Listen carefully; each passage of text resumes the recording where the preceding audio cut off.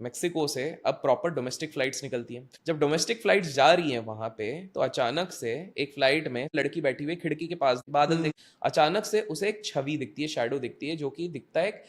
Pilot के जैसे छवि दिखती है बाहर आसमान। और उसको ऐसा लगता है कि उस छवि ने उससे कम्युनिकेट किया हुआ है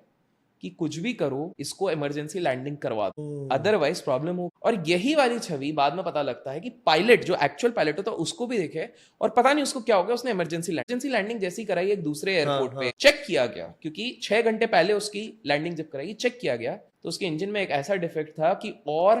2 घंटे भी वो चल तो इंजन में आग लग जाती, सब लोग मर जाते। तो दे थैंक्ड कि भाई हम बच गए। बट ऐसा नहीं, उस इंसिडेंट को बार बार